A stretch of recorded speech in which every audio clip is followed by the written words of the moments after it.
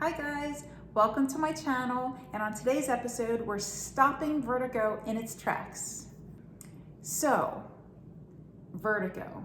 Now, I don't suffer with it so much today as much as I did back when I was sick. I was sick and bedridden for a long time, with hospice even taking care of me. I was dealing with vertigo on a daily basis. As I was getting better, it was lingering.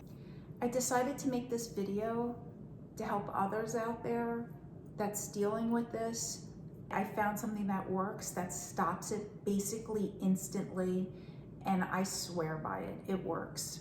Not many people know about it. Before I tell you what it is, I figured I should probably explain what vertigo is, just in case you're watching this and you don't know what it is. Vertigo is a sensation of feeling off balance, where you're very dizzy. It's basically a dizzy spell. Slightly off, or it could be very strong that you have to hold on to something because it's so strong and you're holding on because you think you're gonna fall.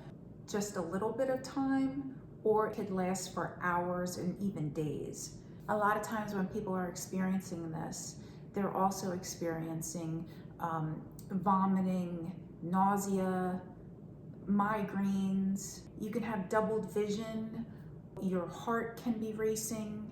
I remember feeling as if everything was crooked and having everything like sideways.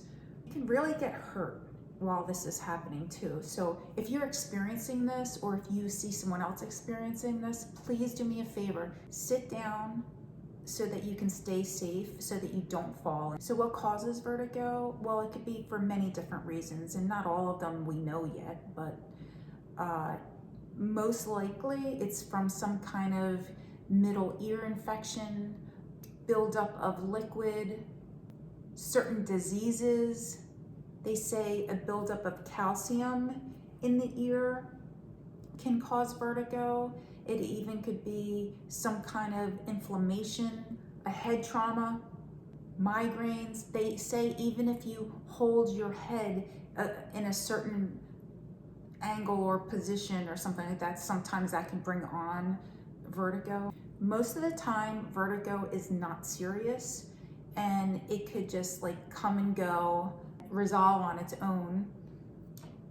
But if you happen to notice that vertigo just came out of the blue for you, or if it's happening more often, please go see a doctor, just so that you can rule out that it's nothing more serious that needs like urgent attention. Now in my case, when I had vertigo every day, could have been for many different reasons. But I did notice that towards the end, when it was happening, I started realizing that it had a lot to do with food sensitivities. I guess the way that my body was processing and detoxing itself from toxins and poisons or whatever, I was not detoxing the correct way. So any little thing that I was putting into my body that wasn't pure and like raw vegan or not organic or anything like that, it was affecting me. Like with vertigo, well, one of the things was vertigo. For me, when I found this was a definite game changer for me. So you guys ready to know what it is? It's green tea. Green tea can stop vertigo in its tracks. I mean, it's pretty amazing. In order for green tea to work, please be sure to stay till the end of the video to learn how to prepare the correct way. Drinking green tea can literally stop vertigo in its tracks. I figured this out like years and years ago, and I'm in the middle of writing a book called You Don't Have to Be Sick, and there was a section obviously on green tea because it helped me a lot. As I was trying to gather information to make this video, I was like, oh, there's gonna be nothing online about this, because I was trying to find where Green tea is a negatively charged molecule. I'm like, there's no way I'm gonna find this online. Because back then, you couldn't find this. I mean, you had to hunt and dig, and a lot of it was just through theories that I had. And so today, when I opened my computer, I got so overwhelmed because all these medical journals are being published, like more recently, all about how green tea is a negatively charged molecule is being published now. And not saying that the doctors would even know about this. Possibly some do if they read medical journals. A lot of them don't. A lot of times it happens like 10 to 20 years after medical journals have been published that the doctors actually start learning about it and start implementing that into their studies.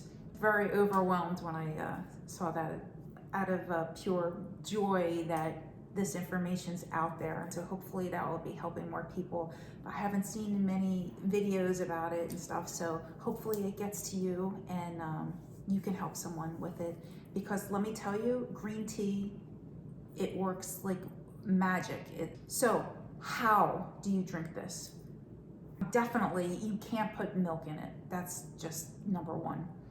When you put milk into it, what happens is, since green tea is a negative molecule, it is going to now cling to the milk protein. So you don't want that, okay? You want it to stay negatively charged when it goes into your body. So forget that. You can't put milk in it.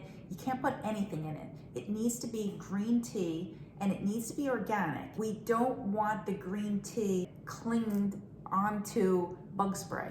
It's basically grown with bug spray. So we don't want that, okay? So, and with all pesticides in it. We want this to stay as pure as possible so that it does its job when it goes into the body.